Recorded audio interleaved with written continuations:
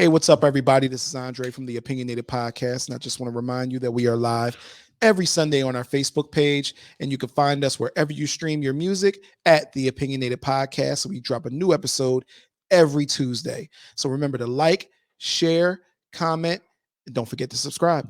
Enjoy the show. Okay. Hey, everybody. Welcome to the Opinionated podcast, and we are your host. I'm Cool Kev. Kevin Durant. And I'm Big Dre. And today, there we go. All right, we're already having technical difficulties. Well, what you got going on there, buddy? No sound. No sound? Okay. I don't hear y'all outside of that. I don't know how to fix that. I can hear y'all. Let's go. I don't know how to fix that. Just turn this out. This level up. That's his microphone. Together. Okay. Well, we're here now. So we want to introduce our guest. Actually, can you introduce yourself for me, please? Oh, sure. Well, my name is Lillian Brummet. I'm in my early to mid 50s. I've been married for over 30 years to my wonderful husband, Dave, who's a professional musician and a drum teacher, a percussion teacher.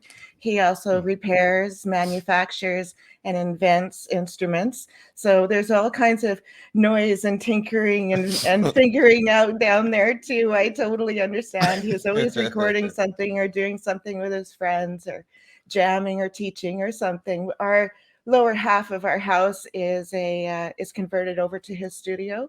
So There's like a private entrance with their own bathroom, and our laundry is down there too. So there's a little bit of multi-purposing, but right. You got to fit it in there. But the rest of it is for his studio. So he has like a double kit set up and 2 percussion areas set up and pretty much double or triple of everything. So he can, stand across from his students and teach them directly. Also for jam sessions and workshops and things like that we do through the studio.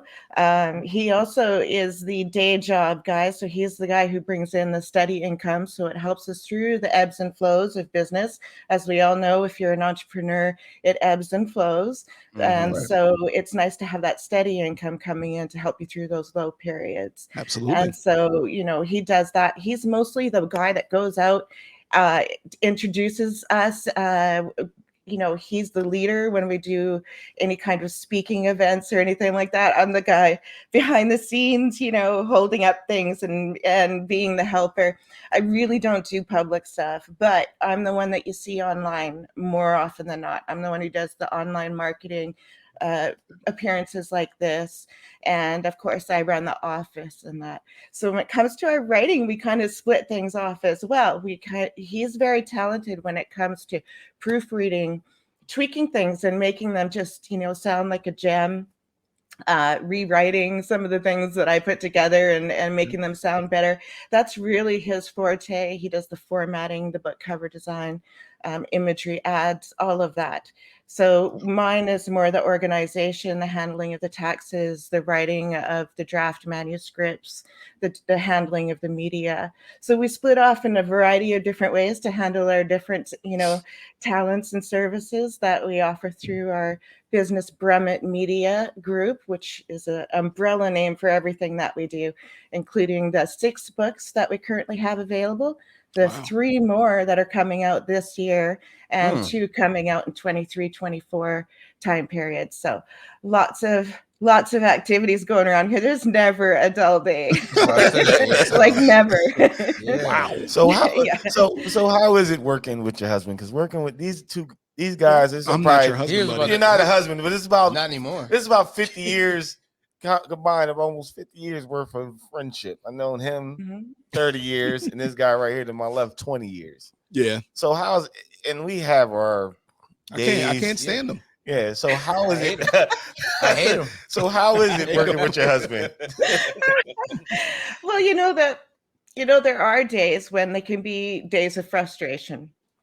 Just like with any marriage, and whether you're a co-worker or you're signed on the dotted line, you're really in a relationship. Same thing with artists, when you're working as a musician, you're married to those 5 people in that band. And so it becomes a real priority of keeping emotions in check, making sure that if you're feeling really heightened with your emotions, go write it out, go talk to the walls, get it out, and figure out what is really important and what you really need to communicate, come back with a clear head and say what really needs to be said when they're ready to listen to it. So sometimes it's a matter of just stepping away when it becomes difficult, coming back with a fresh mind, and always with the attitude that, hey, we're collaborating on this project. We mutually want this project to be successful, this marriage, this relationship, this project, this book, whatever we're working on. We want that to be successful, and therefore we have that in common. And so that common ground really helps pull a person together. I think communication is number one. But secondly, I really think planning. I've, over the years of 2.5 decades of being in business, actually probably a little bit longer than that. When I met Dave, I was running my own business. So, it's a long time that I've been an entrepreneur, and I've become a little bit of an organization nut because I find it so very effective. So Right. we honestly have like a 5-year, very flexible 5-year business plan. We sit down, we say, okay, this is what we want to do in a 5-year period. This is the focus of the business. This is our operation costs that we expect over that 5-year period. And these are the steps that we're going to take to make that possible. Generally speaking, not like a daily schedule plan or anything like that, Right. just generally, right? Okay. And then at the beginning of every year, we go over what was accomplished last year, and we decide if those projects that were incomplete are worthy of continuing our attention in that direction, or are we taking another direction for that year? And so we try to figure out what is actually doable and cut it back by about 30%, because you always overestimate yourself, always. Mhm. And yet there's always things that come up, there's a priority that comes up. Oh, I have to focus on putting this video together for this online YouTube channel, and therefore this week I cannot work on that project. I have to set that aside. And Right. so there's this being flexible with your schedule, but having that annual action plan where you both know what your focus is, what you're going to do, how you're going to handle that year, who's going to do what roughly. And then you hold each other accountable. Once a month, get together for a coffee, sit on the deck with a beer, whatever it takes. Hopefully more frequent than that, but even if it's just once a month, just to sit down and say, hey, I'm having troubles with this, or what do you think about this angle that I'm humming and hawing about, and getting those conversations out, inspiring the other person. I Right. find that I like to have things I like to concentrate on something, get it done, move on to the next thing. And sometimes, things get involved where like I say, we have to set those aside. And so we have to encourage each other to get back on focus. And in order to do that, what I found the best way is doing it and say, look, I know you have a lot on your plate. Like, let's just say it's me talking to Dave. I'll say to him, look, I know you have a lot on your plate. I know you're overworked. You have all of this stuff on your schedule. What can I do to help you make this possible? Are there parts of that project that I can now take on and maybe help you move forward on that project? Maybe I can do all the cooking that week, or whatever it takes for him to be able to focus his time on that project. And that's a really encouraging way to come across to someone. You're not saying to them, look, bud, dude, buck up, right? I'm getting frustrated. You haven't finished your project. This is a much more proactive and encouraging and positive way of approaching the relationship, because it's like a Dale Carnegie thing. Have you ever read that book, Dale Carnegie? It's about I haven't. I haven't, but I will. Oh, it's old fashioned, but Okay. it still applies. Like, you just convert it to your unique situation. And What's that book? basically, Dale Carnegie, and I believe it's called How to Make Friends and Influence Influence People. People. I've been meaning to And read you know that. what? Yeah. That title actually put me off for about 10 years or maybe more, because I thought, well, that's a really cocky title. I don't want to be manipulative. That doesn't sound right. But really what it is it's helping you uh, uh, get people to do what you want them to do, but in a really positive and proactive way, and in a way that you're coming across as, hey, how can I help you? How can we work together on this? How can I encourage you to move forward on this project so that we both benefit in some way? And so it's a really neat way of learning interaction with people. Yeah, I think that's something we should pick up. Because no, I'm definitely going to grab that. I've been meaning to. Because I think we're kind of somewhat there, that how to get us all motivated on the same page in the core, because it's three of us. So all three of us handle a certain part of this podcast. You have the sound guy in the middle. You have me. I'm the guy that, I'm trying to get everything to all the webs, the different streaming platforms. Administrative. Yeah. And at the end, Kevin, he does the video. He had to make sure the video's up on YouTube and everything. And and so that's good. He talks to the ladies for us too. Yeah. Don't believe that. He's trying to get me in trouble. I'm getting married. No, of course, but we all have our roles, and yeah, communication and trying to present things in a more positive light. Because like you said, with the How to Win Friends and Influence People, the title definitely put me off too. I haven't read it yet, but it's been something I've been meaning to read, because a lot of people who I look up to, like, will recommend that book. Obviously, so many others, but that's one that constantly comes up. And to me, I like to do that anyway. It's like, if I'm going to, because if something benefits both of us, why not present it in a way where it's like, look, this is how it is. This is what's going to help both of us. Let's do it in the best possible way, in my opinion. You know what I mean? So that's definitely going to be something that I pick up. Yeah. And it's the best way to have such a long relationship, 3 years, I think 32 years we've been together since I was 20 years old, so we've been together a good long time, Dave and I. We've gone through a lot of different changes. I myself have gone through like a huge amount of changes. Everybody does. And, to have that relationship last that long, and that's how we did it, just through communication, making sure that we're supporting each other and honoring one another, and not trying to come into the relationship like you're the person that I want to make you into being. It's more like I honor you as who you are and all the growth changes that you're going through. And my job as your loving spouse is to be there for you as your support as you go through those changes. And what can I do to make your life brighter so that you go into the world, when you leave this house, you go into the world making a better place, rather than carrying a garbage truck of weight that you end up dumping up on someone else because you're so overflowed with stress and negativity. And I think that when two people come into a relationship with that mindset, that's really important. I mean, Dave, he was born and raised in what I call a white picket fence. Okay. He had two parents that were together to the end, literally to the end. They stayed in, I don't know, they might've moved maybe 3 or 4 times, but they stayed in the same city. So he was born and raised in the same place.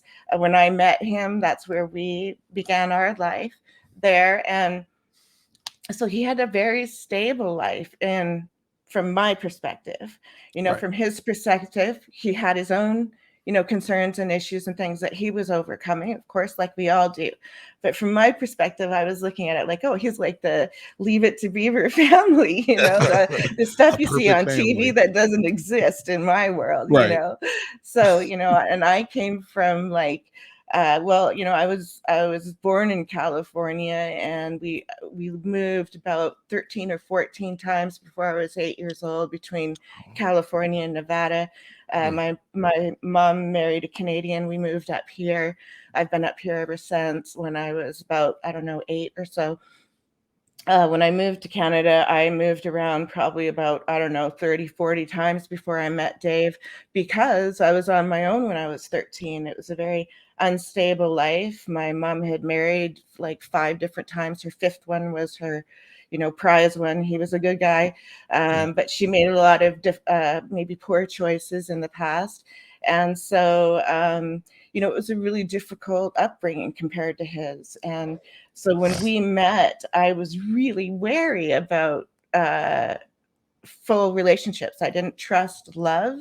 And I had a really hard time being that vulnerable. And so for me, that was the biggest journey, and sometimes still is allowing myself to be that dependent and that vulnerable and that open to someone, because it's a really scary thing to do. Well, I completely understand what you're saying, because your past experience as you're growing up in your youth, it's almost like it starts to get bred in you like a natural instinct. And when somebody, it's hard to let your guard down when you meet somebody that you think, well, the cliche saying Prince Charming or whatever is like, should I really allow this person in my life because I seen what somebody else thought was Prince Charming and it turned out to be, hell for them. Right. Just becomes That's trust right. issues. Yeah. So I completely understand, that. Would you say, because to me that brought up an interesting question, would you say that your childhood plays a big part in like what got you started writing, like, being able to get those ideas out, or, is it just like kind Yeah. of an escape? Yeah, I always turned to writing when I was young. I always turned to the pen, either for drawing or for writing. I don't know why. It just really called to me. It was my way of expressing myself. When I was very young, we were going to, it was in Tuscarora, Nevada, this little tiny, tiny village. And my mom was working as a cook at a ranch there, I think, if memory serves. And so I wrote this story about an older woman who was a widowed woman, and I wrote it from a point of empathy and sympathy for what she was feeling and going through. So she would dress herself in these bright, gaudy clothes and big hats and bright everything and heavy makeup, and because it made her feel better and it made her feel like life was brighter. And then when she left her house, the people around her were snickering and making fun of her. And so that was a story I wrote at that age. And the teacher started crying and made like this scene about it. And that really scared me about writing. I was like, holy, what do I do with this information? And then, so I backed off for a while. And then in high school, I was really encouraged by one of my uh, English teachers. When I was first on my own, I really tried to continue high school. I found it really difficult after the first year to continue working like full-time hours, but 3 or 4 different labor type jobs in order to pay my rent and to cover the runaways that were living with me sometimes and things like that. So Wow. I found that really difficult to do both, but Yeah. for the time that I was in there, this English teacher was one of the reasons why, Mr. O'Connor, and he really encouraged me with pursuing writing for expressing myself. And so he entered some of my writings in high school, I don't know, inter-school contest or something like that. Okay. And I won a couple of minor prizes, and they wanted to make a big deal of it in the classroom, and that actually scared me off. Didn't like, the sunlight being beamed on me. It made me feel very uncomfortable, and I shrunk and kind of started not really wanting to go to that class after that. It really made me uncomfortable. So there were signs all along the way that said, this is where you need to take your direction. But I didn't take it seriously as a career, because I just didn't, for one, I didn't have the confidence in myself as a voice, adding a voice out there to the, incredible knowledge and experience that is already out there being expressed. What is my voice compared to that already out there? And so that there was that intimidation, but also I struggled with mild dyslexia. And so I found constructing sentences, and sometimes if I thought too fast, I was writing words backwards and things like that. And so I had to grow as a person to overcome that. So at the time, that wasn't really something that I thought was my my direction. Yeah. But when I got into an accident.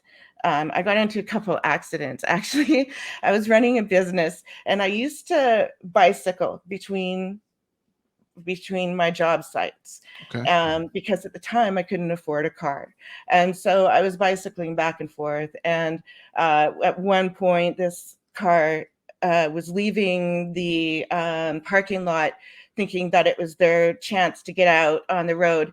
And I was coming along, the road, and they didn't see me. They were looking for cars, not for a bicycle. And so so it wasn't like a full-on hit, but it was like an accelerated, I'm getting into the lane hit. Wow. And so that like wrecked my knee for a while, my shoulder. It was kind of difficult for a while to get around. And then so I started a cleaning business after that. I aimed for like the upper middle class. I mean, upper, like people that were living along the lake and stuff like that. And I call myself incredibly clean, white glove treatment. I was very, very professional, uniforms, everything. And so I did that for about 6 years. No, actually, yeah, about 6 years. And then I was driving along this road, and this young guy was just speeding along in his borrowed car, and he ran right through a stop sign. Oof. He sideswiped my car. And so I had like a mild whiplash for a few months, and then, but these didn't wake me up. This didn't, the universe was saying, hello, nudge, nudge, and I wasn't listening. And then, finally, the universe said, okay, I'm going to have to use a baseball bat here to get you to listen. And that's what happened. I was driving along in between jobs with my equipment, and there was a person turning left in front of me, and there was a lady with her children behind him. I was behind them.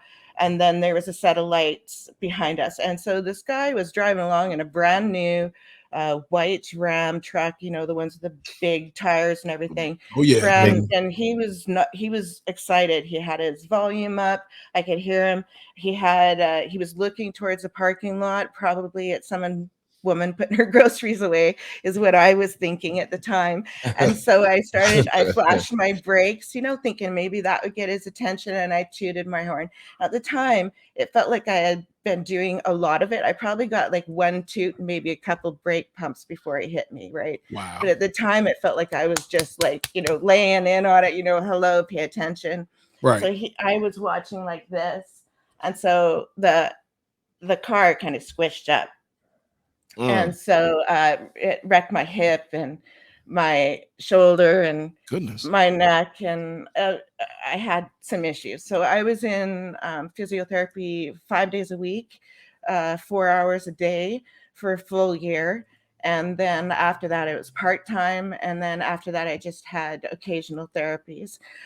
So it was a long, long process. I lost my business, which I had been running at that time for about 7 years, maybe 7 or 8 years. Wow. And I was like hiring staff. I was getting to the point where I was going to be more in the office than hands-on doing the work. And so it was getting better for me. And I was looking at, okay, we're going to buy a house. We were looking at the future. And at that point as well, we found out that we were not going to be able to have children. And so we changed our life completely. I actually hit bottom. I went into depression, like really, really bad. I was like, didn't really want to go on. And so I said to my husband, if I'm going to go on, I got to have something that makes me feel like every moment in my life has some positivity to it, that all this stuff that I did, I put myself through school, I put myself through college, I started my own business. What was it all for? To be taken away like that, Right.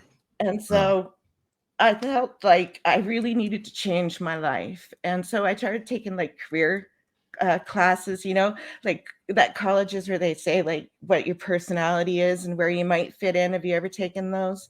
I haven't, but I know of them. Yeah, I know of them. Yeah, so they basically give you a list of these various careers where you should excel at based on your personality and likes and dislikes, and also what's hot in the market prospectively for the next few years. So it was helpful for me. Biology came up, and I was really interested in that. And I thought, oh, that's the way I want to go. And I ignored like 500 writing careers that were listed, and I looked at biology and I was like, yeah, I really, really like biology, and I wanted to do that. So I started taking courses where I could get, like, advanced algebra and whatever, so I could get into university and study plant biology.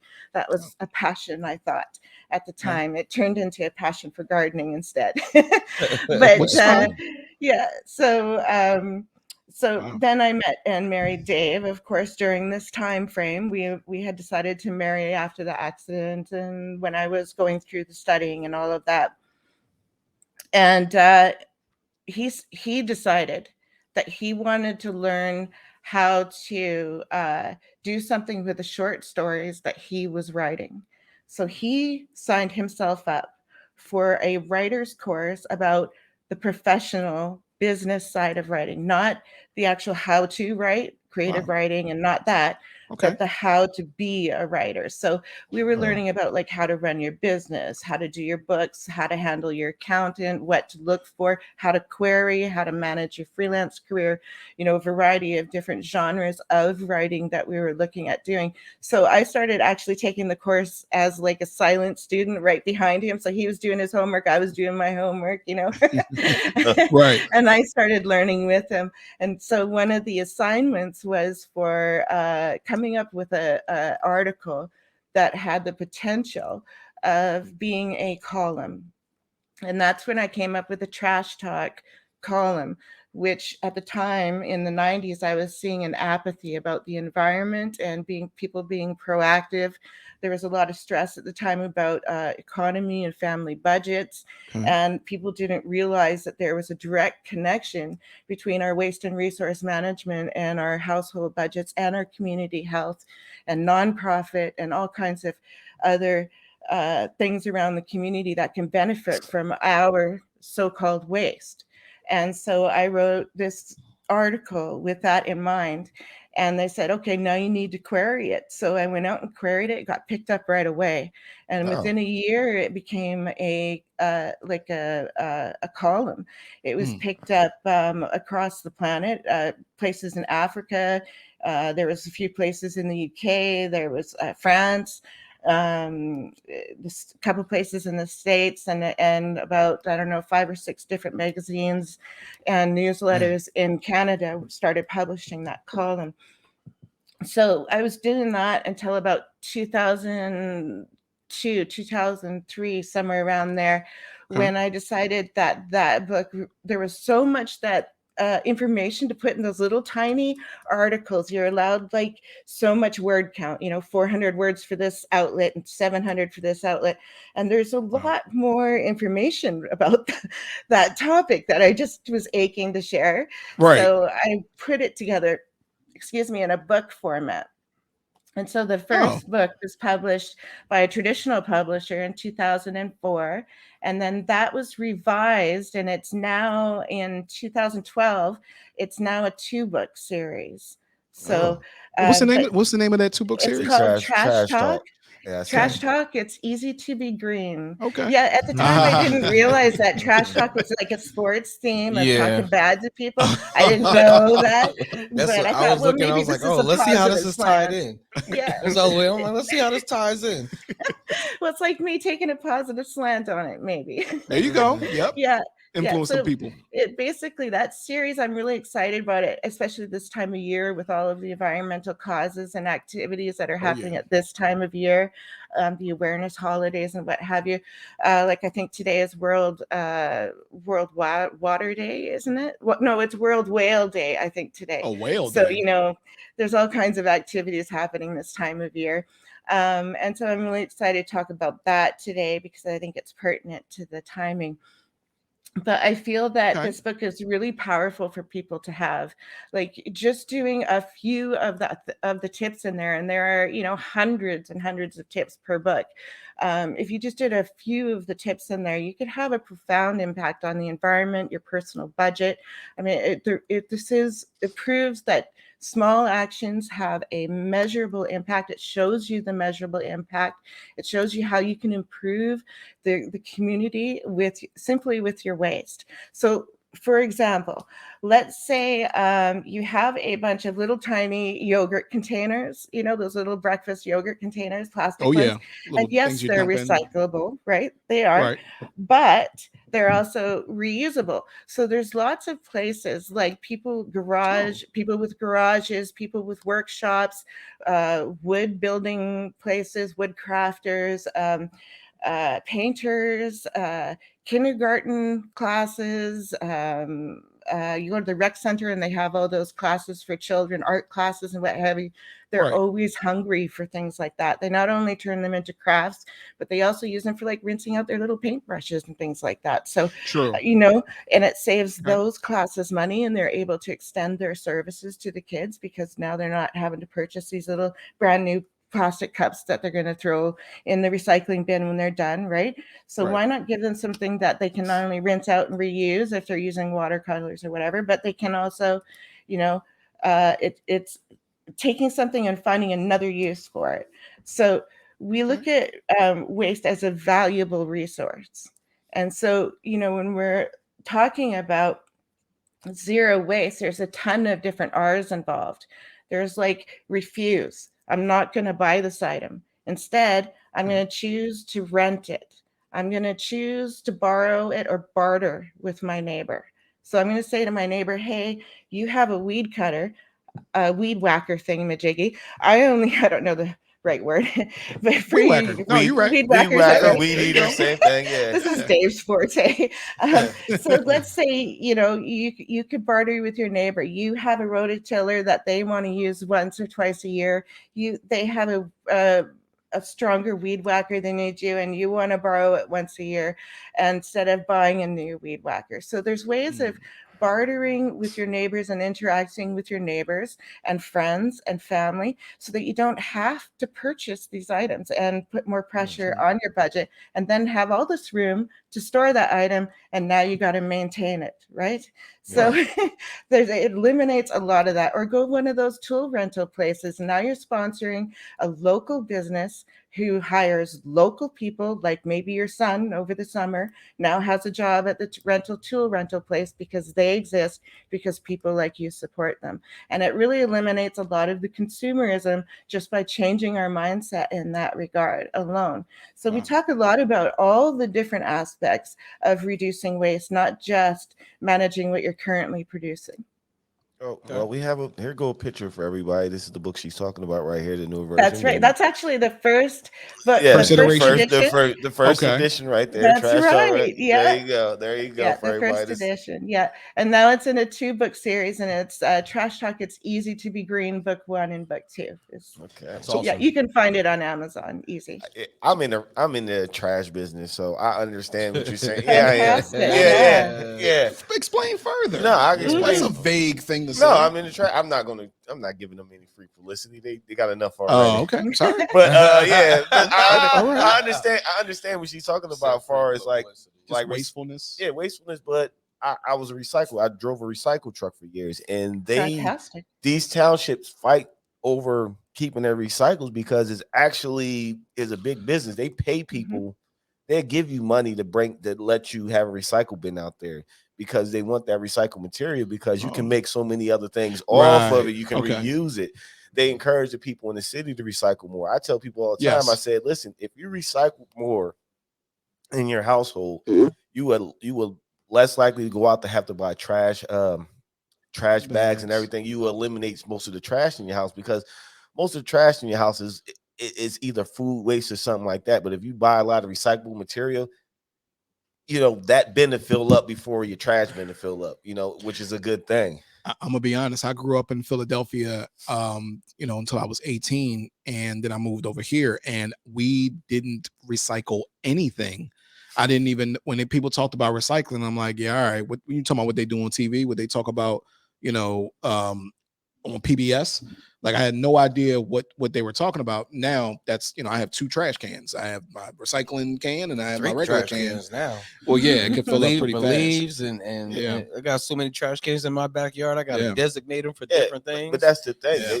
We try like a lot of the cities I work in, or some of the cities I used to work in. They try to go around and educate these people to eliminate the trash. Because you ride around the city, you just waste everything Yes. everywhere.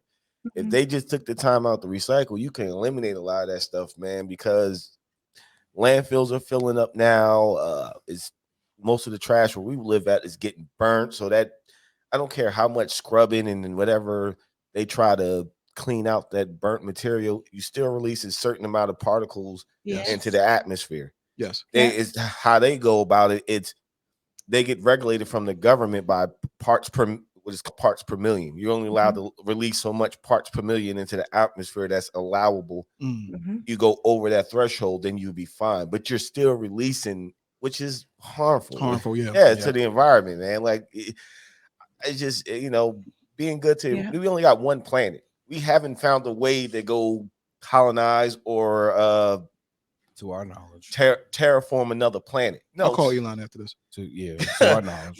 But still, we wouldn't be the normal human beings wouldn't be able to afford it. It wouldn't be affordable to us to go space travel and to go have a planet terraform for you, right? Because you got to think the terraform planet. You need oxygen. We need oxygen. We need water, and we need a place to grow our food. Right. Regardless, if they got all these, I know they got technology now where they grow food in labs. I don't want that. Yeah, they just I was watching somebody, they had an egg that they made in a lab. This is like I don't want that. But you don't want to live. That's not healthy for you. Our bodies, it's not meant to that's the whole thing about like the food that we eat on a normal basis and why it's detrimental to our to us as humans. So let me ask you a question. What are you working on now? Are you still in that vein? Are you getting any more getting to like stories or anything like that? Or is it more just informational literature? Okay, which is perfectly fine. I'm just asking. We do both, actually. Nice. I do write short stories, and I've written both nonfiction and fictional poetry as well. So I really like to experiment in that regard. We have 2 books of poetry out, but the short stories we haven't yet pursued publishing those just yet, only because our schedule is just so dang tight. It's in the dream for the future, project one day, but it hasn't been a priority just yet, is to pursue those. They are in the to-do pile though, however. But mainly the books that we've written are in the how-to genre. At this point, which I love. What actual question I want to know? Have you ever considered? Because the story you told us was very good. Have you ever considered writing a personal, your own memoir about yourself? Because I think your story will be so inspirational to people who have these same trials and tribulations. Because it's plenty of people out there that have similar stories to you that can read that and will be so inspired. Like, look, she came on her own since from 13. her own since 13 to put herself through school, start multiple businesses. Right.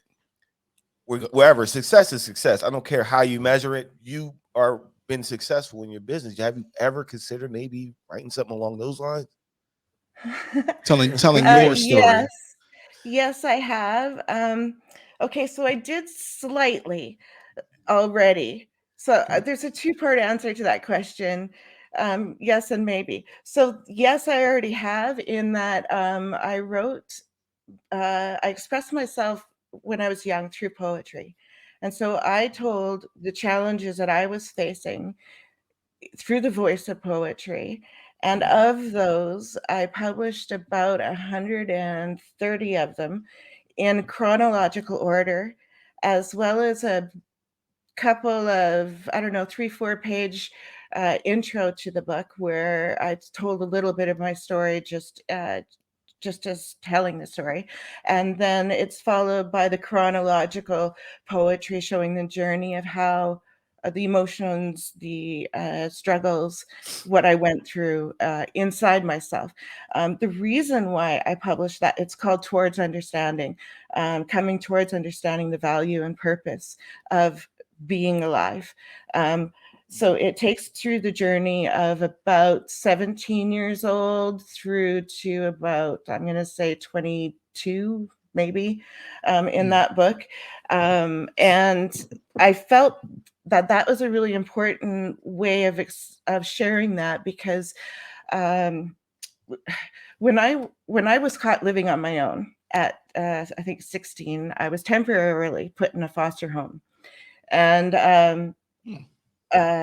it was just before I was 16, I believe. I was caught when I was 15, and I had to stay in there until I was just over 16, almost 17, before I was legally allowed on my own.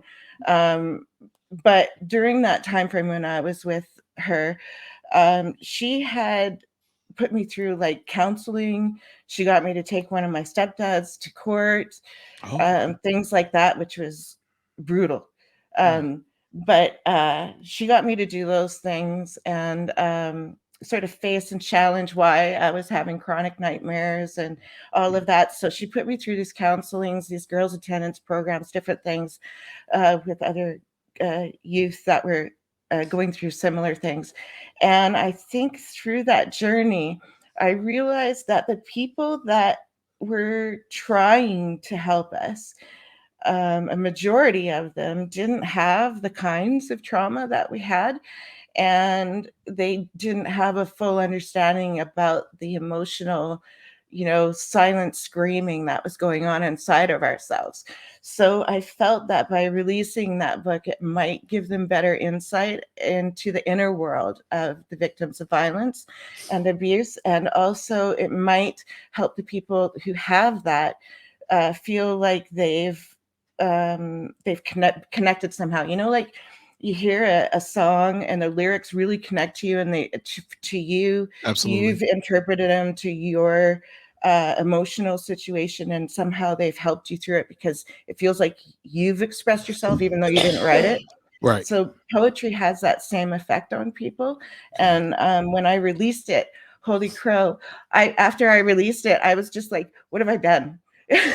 I was so scared because it's like ripping open my chest and just saying, take a good look, because Being vulnerable. it was so vulnerable. I mean, it was worse than vulnerable. I was just like raw flesh, and the feedback that I got from people was just so powerful, and I became really much more encouraged to read the poetry, to share it, and to be proud of the book. When I was hearing 42-year-old people who were have been struggling with it all that time, who hadn't voiced it, who hadn't expressed it, they might have admitted it happened, they might not have. And so they've been dealing with these inner demons, call them. And so when they read that and they felt like someone really understood and was saying what they were feeling, and they would connect with me and tell me so, there's nothing like that. The power of being able to maybe ease somebody's plight in a really tiny way is just amazing. Wow. Yeah, because people don't understand what other people go through. So by you doing that, that right there gave people you never know, gave somebody the courage to come forward, because when people are in abuse situations, like they don't want to they felt shame, like they felt like they were the guilty party in the situation that happened. With is not their fault. They had nothing to do with it. So they live with that guilt. They hold on that guilt, and they don't want to tell people because they're like, these people are going to judge me for what happened to me, which shouldn't be the case. You shouldn't be judged by something if you were abused that happened to you. People should show empathy, but it's just hard for victims to come forward with stuff like that. Yeah, it's hard, and it's an ongoing journey. Like you think that you're over it, and then all of a sudden something comes up and you realize, oh, okay, here's another healing journey I get to go on. Yay, another mountain to climb. But it is something that you have to be patient with the process. And I think the people around you have to be patient too. Granted, there are people out there who will hang on to their pain and they will use it like a crutch so they don't have to face the challenge of their own fears and overcome their own walls that they've built up for themselves so that they can live a full life. Because basically what they're doing is they're continuing the cycle. They're saying, I'm my own abuser now, and I'm going to continue doing this to myself. They've agreed to do that, not consciously. They haven't said, yeah, this is the decision I'm going to make, but they do make that decision. Their inner judge or their inner critic or just their own inner saboteur is in there just keeping them in that cycle, and they willingly allow that to happen. It takes a huge amount of courage to stand up and say, you know what, I'm going to take that hook, that fish hook that they put in me, I'm taking that out and I'm going to allow that to heal. And so, yeah, I got to go to therapy. Maybe I got to cleanse it. Maybe I got to wait for time to allow it to heal. Maybe I got to open it up once in a while, let it ooze out its garbage. And then I'm going to come back and I'm going to let it heal again, just like an open wound on your body. And you have to say, okay, I'm going to have the scar. Yes, the scar is here. The scar doesn't define me, but it is here. And it is what happened allowed me to be the person I am today because of that. So Right. you come to a place of you're not grateful it happened, and you're not necessarily forgiving of the hurt that you had, but you've let it go in a more positive way. That happened. It doesn't have to continue happening to me. And if I need to go on to these healing journeys, I'll be patient with myself and I will do that and I will work through it. But there's also a point where you have to say, okay, that doesn't define me. I don't need to live by this or have this as an excuse for not moving forward in life. So I guess that's really, you got to take the power of life in your own hands and move forward, not letting obstacles and old pains rule today. Yeah, try not to stifle yourself. Make sure Yeah. you're able to move forward for sure. Yeah. A lot of things like that. It's hard for people to do, and with your trials and tribulations that you've gone through, with you writing a biography of your own experiences, you may not be able to hit one person's whole story, but a group of people can take a little bit from each part of your life and apply it to themselves, which can overall help an abundant amount of people at once, just in an inspirational value. You know what I'm Thank you. saying? It's hard to come from the adversities that you've gone through, or anybody who's gone through, especially when you're becoming successful. It's hard to start making your way up and then having to drop back down and then have to climb your way back up multiple times. You know what I mean? It's not an easy thing to do. And at this point, you kind of make it look easy just talking about it. You know what I mean? Like, you make it seem like, oh no, it was a breeze. I just went through a couple of car accidents, and like you made it seem like a breeze. And even though we can tell by your passion and how you're explaining things and the routes that you've taken to get to where you are now, it wasn't easy, and it usually isn't easy. But the way that you hold yourself and you perceive your future and the goals and how you surround yourself with your work and your husband, and you guys are working in a compatible setting, it's awesome. A lot of people can't do it. A lot of people don't want to do it. I mean, I love my wife dearly, but we like to do our own thing, and then we'll come together to do things that we like to do together. But then after that, it's like, all right, babe, I love you. You gonna go and do your thing. I'm gonna do my thing for a little bit. Boom. We don't necessarily work together to succeed at one specific goal. Like, all right, I'm doing this with you and you're doing this with me, with the exception of us being together in life. Other than that, when it comes to success, she has an idea of where she wants to be successful. I have an idea of where I want to be successful, and we want both of our successes to be able to come together. And that's how we look at it. And how I perceive it for you and your husband, it's like, no, we like to do different things, but our two things have the one goal in mind. And we both come together to pretty much help each other with this one goal. And you guys make it work, and it's just great to hear. It's great to see. It's definitely inspirational. And I gotta hand it to you. I mean, that's some good stuff right there. It's real Well, good thank stuff. you so much. Thank you. I did consider writing my story as a nonfiction biography type story or a memoir of some sort. But I just couldn't get the words out in the way that I wanted them to be. And then I know this is going to sound like, after what you just said, it's going to sound like really heavy, but my mom, in her fifth marriage, towards the latter part of the marriage, they both became chronically ill. My mom with a kidney disease, and she had a hole in her heart. So that added to as a birth defect, added to her issues. And my stepdad had problems with his spine. It was fusing together, and he was going to be facing wheelchair. And so in 2009, they took their own life.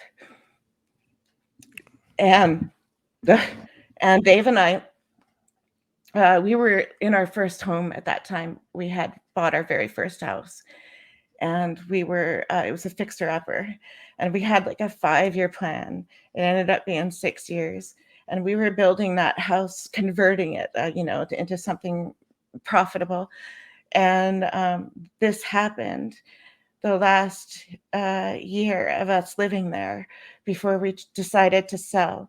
Now, at the time, we were like, maybe we'll stay here and just put up with this hella job that Dave hated. It was shift work, but it was good money and good coverage, good benefits. We were like, maybe we'll just stay in this crappy place. We weren't really loving the life. I was feeling really frustrated because he was gone pretty much all the time, because when he was home, he was sleeping or he was tired, and the whole house had to be like quiet, nobody around, no phones, and it had to be really quiet when he was at home. And so it was difficult.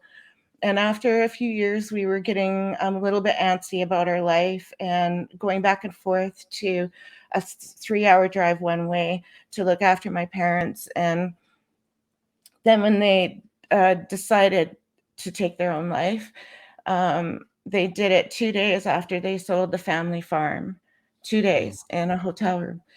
And so I get the call, and that changed our life completely. Dave and I, we said that was it. We just thought, through the example of watching all of our different parents and some of our friends around us who had struggled so hard for tomorrow, but they didn't get tomorrow. They didn't get the joys of tomorrow. They went through the hell of life, and then they get to the end where you're supposed to have this joy, and this, follow your dream or whatever, and that wasn't there for them. That wasn't an option. And so we said, that's it. We're not going to wait till tomorrow to live our joy. And so we, after dealing with their estate and selling our own place, we moved here. We moved another 3 hours away. In middle of BC, there's this beautiful area called the Kootenays. And the famous area of Banff. I don't know if you've heard of Banff. It's actually in Alberta, but it borders right on the Kootenay region of BC. And it's just stunning here. I mean, all of BC, most of Canada is stunning, but this is particularly an amazing valley with incredible, like a local food hub. We call it the 10-mile diet here. And it's just an incredible valley, beautiful, beautiful lakes and mountains and wildlife. And everybody's very protective of the environment here and what kind of companies come here. They don't allow certain companies. It's very protected here. And we wanted to live in a place like that. And it was our dream to move here. We kept on thinking, we can't do that until we retire. That's just out, it's a smaller town. How could we possibly, make a living there? But after that, all of those doubts just went out the window, and we said, you know what? We're not going to wait for tomorrow's joys. We're going to live our joy right now. Today is our golden moment. Right now, this very moment that we're taking this breath, that's a golden moment. So we just decided that's it. So we sold our house. We packed up our things. Actually, we spent a year finding a place to live first here. And then we sold our house and we made a bid on the place and all of that you do. And then we moved here and settled in. And we had enough of a buffer from the sale of our last house to this house where we could take and the unemployment insurance that Dave was under, because he had an injury to his knee at the time, which was actually good timing in a way. So with that coverage, we were able to take almost a year to settle into our home and our community and do the, initial upgrades and that to this house. And so it totally changed our life and our thinking when that happened. We revamped our business. We changed the name to Brummet Media Group. We did new revisions of our books. We upped our production in the office and in the business as well. We were like, okay, this is our bucket list. This is what we want to accomplish in our life. If we were on our deathbed tomorrow, are we going to feel satisfied, or are we going to have regrets? No regrets, man. So we decided to fill out that list and make sure we had it for us. 11 years later, there's still a bit of a list, but it's not as long. That's right. That's right. And of course, always adding to it, but You know what? That's turning something, something into a positive, and really taking to hear that story and to hear how you kind of took the message or the lesson and turned it different into situation. There's not, especially it's not like you woke up one day and was like, you know what, this right here isn't working. There's been lessons that you've been taken in from a young age, looking back and like, you know what, I think I'm gonna try this because I did that. And then you move forward and then you see another roadblock and it's like, all right, I know I need to do this and that. major and roadblock. Yeah, and it's not just, it's not nothing light anytime. So for you to be able to spin off of your situation, so not necessarily so quickly, but in the right frame of mind to put you back on the straight and narrow road to get you to where you want to be without you losing a step per se, without you kind of falling off and just giving up and just letting go. There's a lot of persistence within that. I commend that. Like, Yeah, I really, there's a lot of persistence. I do. With that said, what do you feel like is next for you and Dave?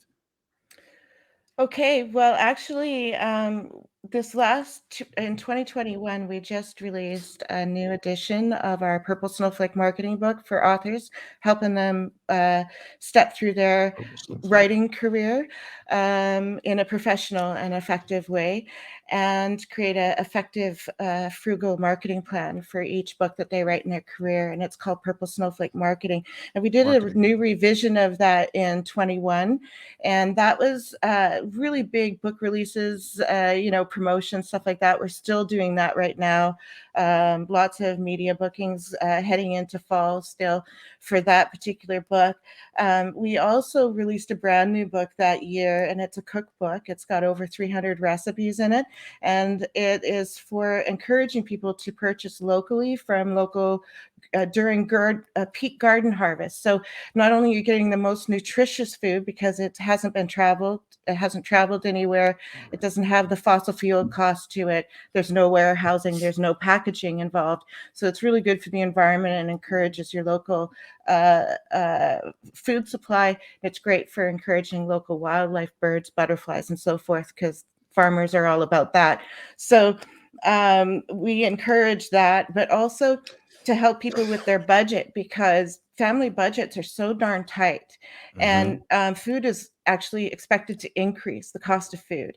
So if people can learn to grow even the smallest amount on their doorstep or their deck or their window, or get a little, grow unit. I have a little 3-tier grow unit that I use for starting all my transplants for the gardens. And right now I have lettuce and chives and kale growing in it for like sandwiches and a little salad once every 2 weeks or something. It's not a big production, but it's a little bit that we get from it. But it does make a difference in the family budget by growing your own food, even the smallest amount. So we encourage that in the book as well. But when you purchase from your local farmers during peak harvest season, you're actually looking at a reduced cost per pound for your food. And you bring that home, you process it into these little meals, or you freeze little packages in your freezer, and now your freezer's full of all this food. So when you have a downturn in your income, or when prices are higher in the winter, you have all of that food security sitting right there for you, nutritious, healthy food. And so that's what that book is encouraging. And so there's been a lot of promotions for those two books. But in October, Dave's dad, the final parent, he passed away in 2016. I think it was 2016 or 2017. So we were caregiving for him for about 12 years. And he gave us the rights to his work. Now, Dad was, I call him Dad, Right. it's Dave's dad. So he was a prolific writer. And he didn't until his later years really get encouraged to move forward with his writing. And I have to say that I'm glad to say that it was because of our talk radio show and David Mai's encouragement of him. He was really starting to write a lot more. He had already been periodically, temporarily here and there, joining small writers groups just for the heck of it, for the fun of it, because he really loved the craft. But when he retired and got that encouraged to put that kind of effort into it, he started writing family memoirs. He started telling the story of his youth growing up in the same area that Dave was born and raised in. He talked about, all different stories about his parents who were immigrants. It was a really interesting story. And also, he had lots of short stories, some of them kind of goofy, some of them funny, some of them for children. But he had a collection of those, and he had a collection of about just under 300 poems. I'm thinking it was about 280 at last count. And so and a collection of photography. So he has like collections of waterfalls and wildflowers, and I think, old churches, it was like before they got torn down and things like that. So Dave and I decided to honor Dad's life by publishing a trilogy of his work. So the first two manuscripts, I started on those in October, and they are now complete in draft format, and they're in, as best as I could get them, and they are now in Dave's hands. His schedule's opening up in a couple of weeks to be able to handle them, and so it'll be at his point to, rewrite and tweak the intro and outro to the books and do all the formatting and book cover design, and he's going to insert the imagery and all of that. That's all his thing. So it'll be like a good 3 months easy before we see the first book published, but we hope to have the first two published. I was hoping this spring, but it might be until the early summer, and then the third book in that trilogy is coming out in the fall of this year. And then I have a garden book, Backyard Gardener's book, that's coming out based heavily on my market gardening, master gardening, and composting mother, and the experiences and the knowledge that she taught us from her farm. But then built on that, our own experiences in running market gardens and then backyard gardens as well, and running a spa garden for a while. And so we took all of that experience and we've got it in like really rough draft, like it's in binders and loose papers and stuff, but that's the next project. Yeah. So lots on the plate when it comes to what are we going to publish next. It's just a matter of finding the time. That's a good problem to have. You know what, I want to go back a little bit. At one point we were going to wrap it up, but I'm interested. when we didn't talk about your radio show, which I feel like, you know what I mean? It's it's too big to gloss over as far as like this interview, which is going, oh my gosh. Awesome. It's going great. And first of all, I just want to thank you. I'll thank you at the end, but I want to thank you for sharing your story because it just had us so captivated. But how did you get into, get you and Dave get into having your own radio show? Like, where did that come from? Okay, that was part of our marketing plan at the time. We felt that by reaching out to the audience in a different way, using our voices, and getting in touch with people in the industry, especially in the green living industry. At the time, we were very interested in doing that. I personally felt that it was going to be a really good tool to help encourage a positive news type discussion where we were highlighting people who were out there around the world working really hard to make a difference and showing the measurable results of their difference and therefore inspiring people.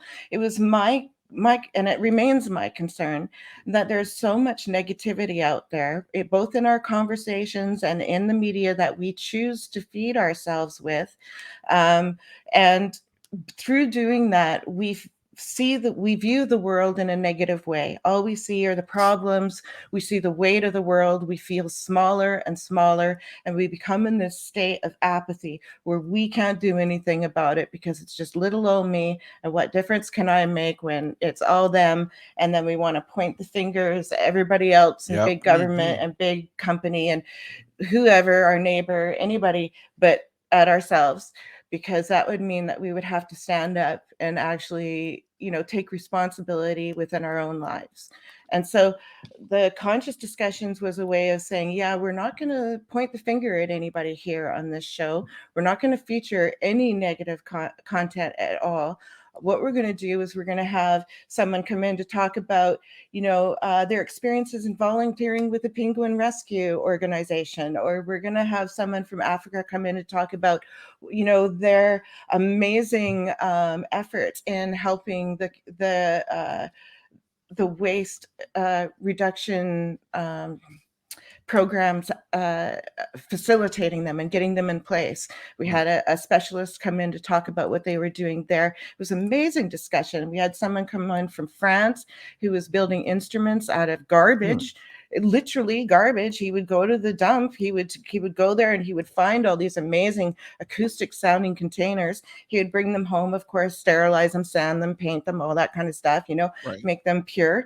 And then he would turn them into various types of instruments, including kalimbas and thumb pianos and things like that. Beautiful sounding instruments. We have a couple downstairs. Some of them he painted kind of funky, like big faces on them and things like that.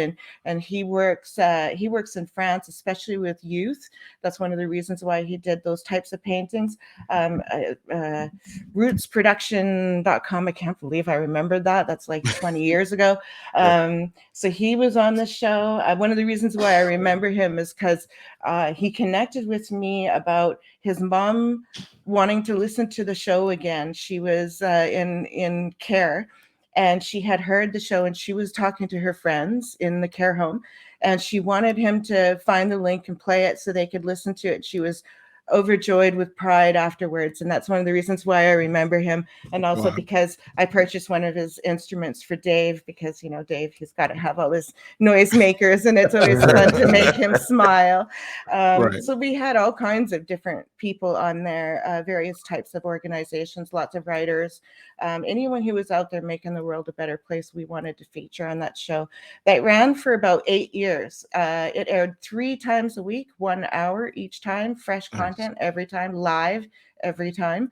And so I had to have lots of contingency plans in the background. What if there was a technical issue? What if there was a no-show issue? What if you had a nasty person in the chat room? You had to be able to deal with the call-ins as well. I mean, it was a multitasking joy for me. I really absolutely loved it. For me personally, it helped me overcome the depression that I was battling. It was during and after my parents' passing. So before, when we were caregiving with them, and then after their passing. So for me, it was a really healing tool, because I was hearing all of this positive information, and it made me feel like the world wasn't such a dark place. I think it's so easy to feel like it's so dark. We hear just last night. Okay, I'm way too sensitive. I realize this.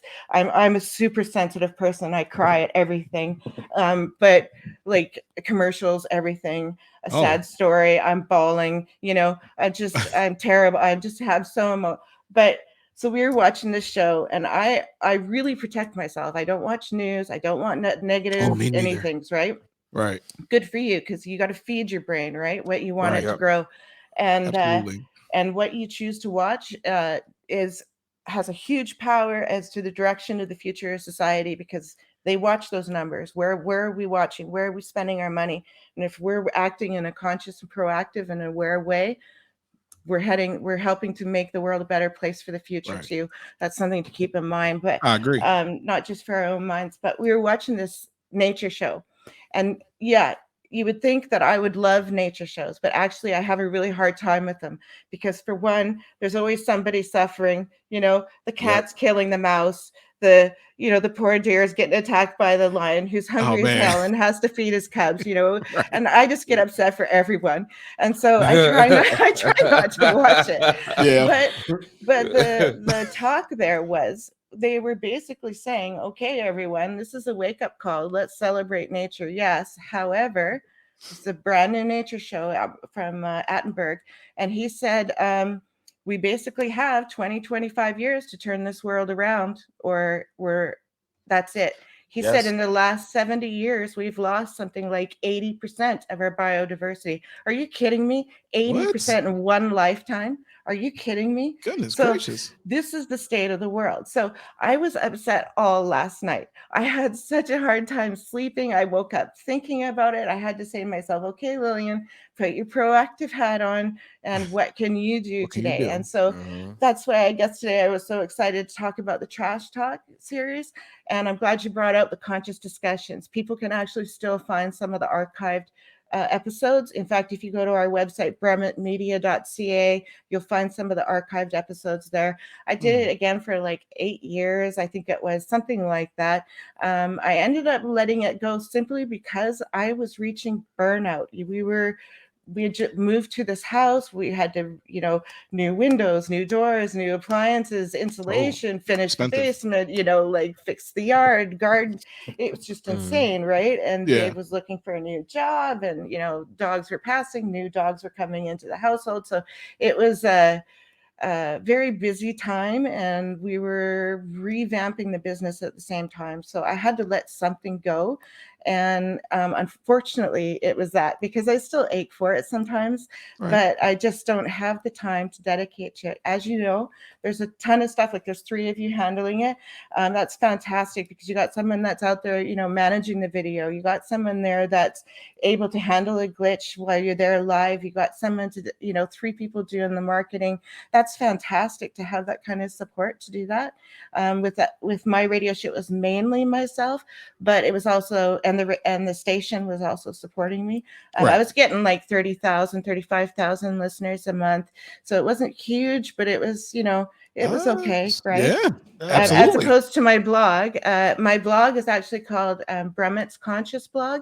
We were getting huge readerships there, but lately we were happy if we got 30,000 visits, 35,000. We thought, oh, that's a pretty good month. We were trying to aim for that on a mean average instead of ups and downs. And we wanted to keep that at 35 and maybe higher. So that was our aim over the 21 action plan, 2021.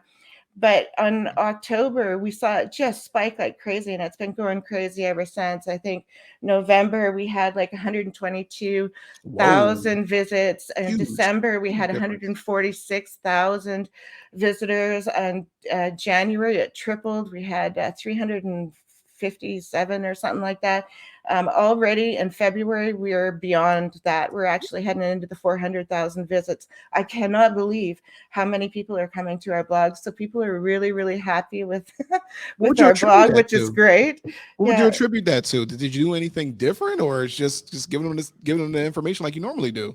Okay, well, I think it's a lot of things. I think it's the my tenacity of running the blog. The blog has been active. Actually, it started way back in MySpace days over on in 2004. Do you remember MySpace? Tom would be proud. Tom, yes. We gave Tom 2 shout outs so far.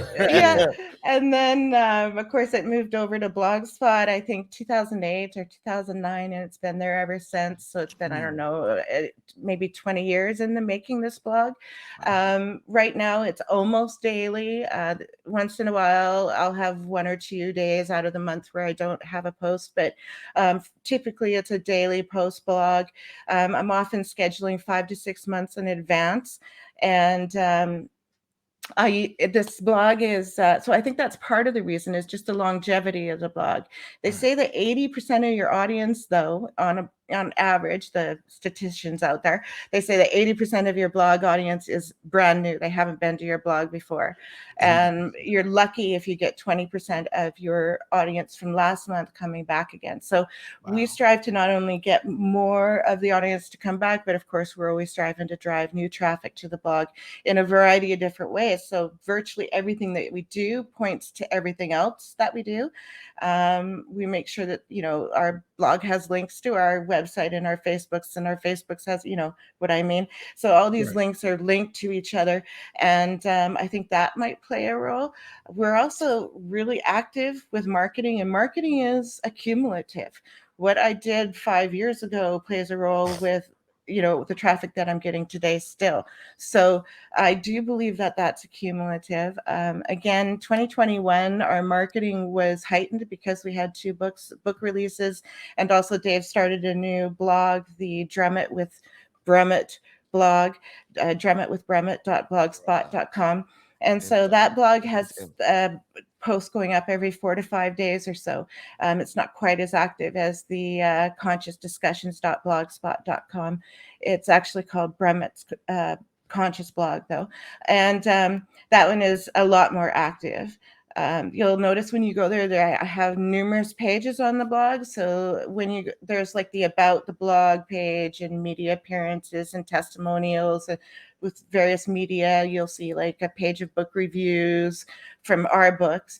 There's a list of volunteer organizations here locally. I wanted to put that together as my way of giving back locally for, connecting nonprofit organizations, having a list where people could go to, where it was all there in one place, as many of the local nonprofits and volunteer opportunities as I could find, connecting volunteers with nonprofits, but also helping the nonprofits connect more easily with each other to collaborate. So that was a page I put together there. There's a lot available on the blog, and so that might be it.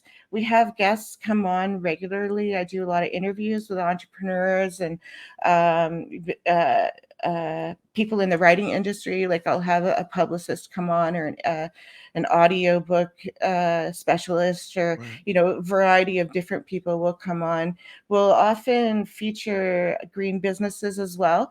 So if they don't come in for an actual interview, they might be featured in another way. I might write an article based on what I learned from them, and then that'll be included in the article.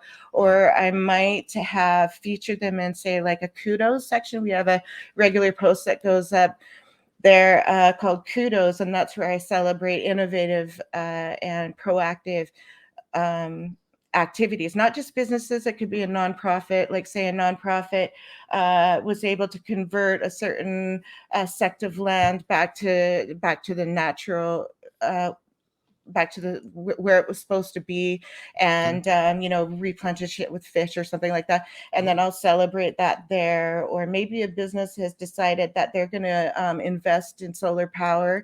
I'm going to celebrate that there. So there's a lot that goes on that blog. So I think that plays a huge role in the number as well. It's really hard to tell where they all come from. I mean, last year alone, I appeared in the media like about 200 times. So, maybe it was that, maybe it was the fact that people are just searching online and just randomly, organically finding us just because we cover topics that they at that moment were interested in. You don't really know. You can get in really to the nitty gritty with the analytics, but I try to keep the amount of time that I spend watching the numbers and how deep I go into the numbers kind of light, just simply because I don't make money from the blog. So that is like a volunteer thing for me. The reason why is because I use it for a couple of different purposes. It's an informative place for my readers, my contacts to go to. They learn more about me. They learn how to network with me. Well, me and Dave, I mean me and Dave when I say me. Of course. And they learn about our books there. The members of the media can find out testimonials from other members of the media so they can have more faith. They can find our page where I list media appearances, and they can see where I've appeared in the past, and therefore have more faith in having us in on as guests. We find that that's always an encouraging factor for people who haven't dealt with this before. There's also the fact that all of the different types of posts that I produce on the blog allows a lot of networking. So I can reach out to a cold contact and I can say, hey, I'd love to feature you on the blog.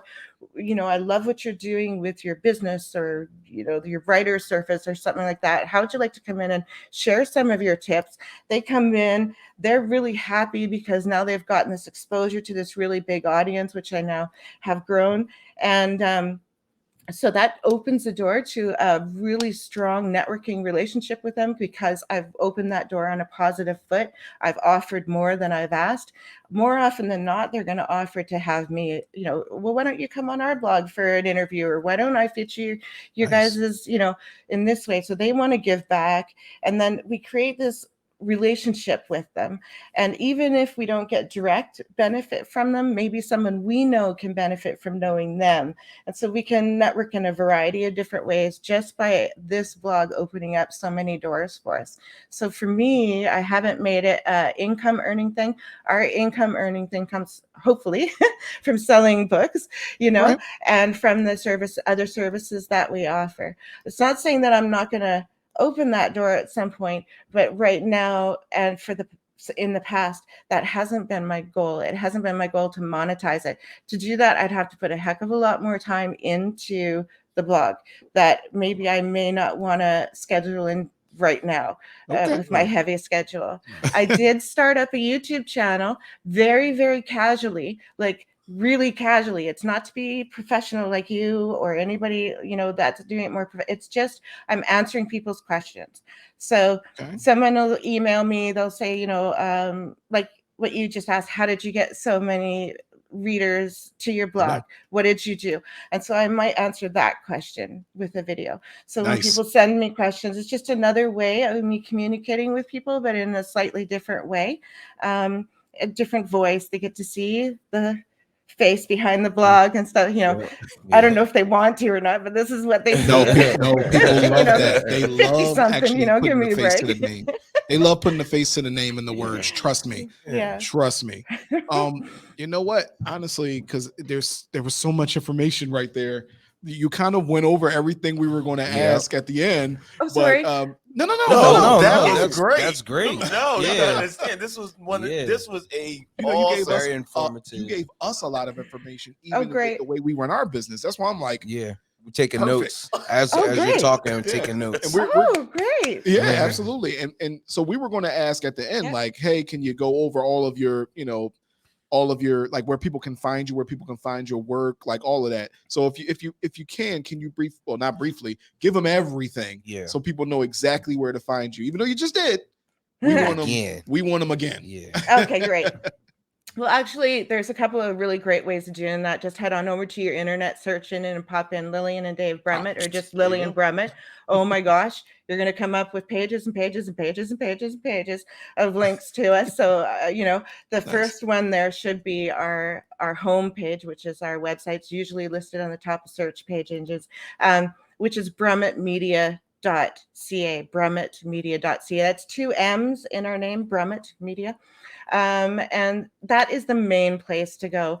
I would also encourage people to head over to any social networking site that they happen to be available on, and they can find us there, connect with us there, reach out to us, find out the posts that we're, releasing on a regular basis and get more in touch with us that way.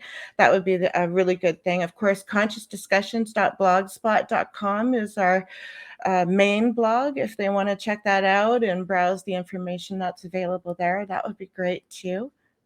Okay, nice. Listen, like I said earlier, I honestly want to thank you for coming on here, sharing your story with us and our listeners, and just giving us so much information. And honestly, I didn't know we were going to get all that information. I'm going to be rewatching this and kind of picking and choosing what I can take and apply to us. But think about all the other people who can really benefit from that. So, like I was saying earlier, thank you. Sure. Yeah, absolutely. Thank you. Thank you. Sure. So I don't have anything else. That was awesome. We appreciate it. It was so delicately put. Yeah. Yeah. All right. So that was our show for today. Yeah, that's gonna be great. Oh, this is gonna be such a great show. Thank So you. we want to thank you again for joining us. And once again, we were your host. I'm Cool Kev. Kevin Durant. And I'm Andre. And thank you, Lillian, for giving us all that information and sharing your story. And we'll see you guys next time. Like I tell the world all the time. Peace. Thank you for listening to today's episode of the Opinionated Podcast. If you love today's episode, make sure to subscribe, leave a review, 5 stars. We don't want nothing less. If you're an artist, an inspired actress, a songwriter, an author, or you're doing something that's interesting and you want to be a guest on our show, please email us at opinionatedpodcastddk@gmail.com. That's opinionatedpodcastddk@gmail.com. Thank you. Have a blessed day.